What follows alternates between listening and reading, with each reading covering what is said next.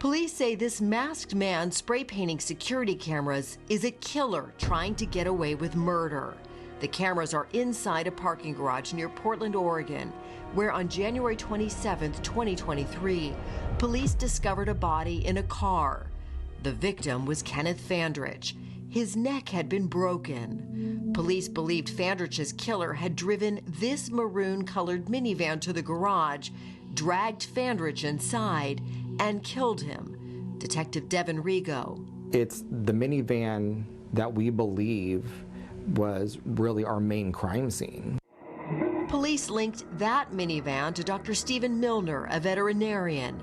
They learned Fandrich's wife, Tanya, had worked for Milner, and they had had a brief affair. Detective Stephanie Winter. He wanted Kenneth out of the picture. 4 days after the murder, Milner was arrested. We were missing one big piece of evidence. We were still missing the maroon minivan. The detectives were able to find the minivan at a scrapyard, but it was too late.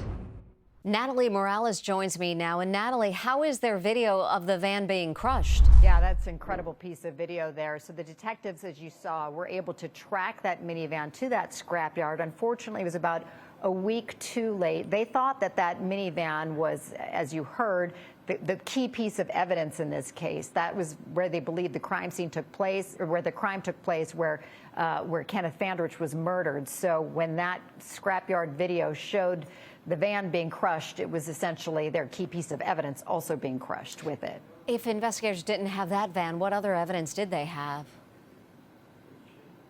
Well, they had, years-long trail of evidence that Stephen Milner had been stalking his victim, Kenneth Fandrich.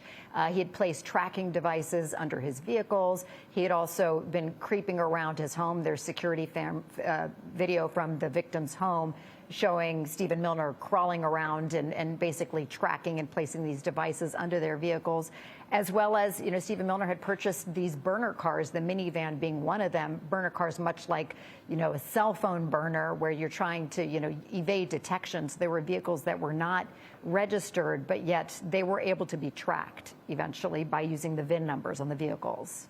Natalie Morales, thank you. And you can watch 48 Hours tomorrow night at 10.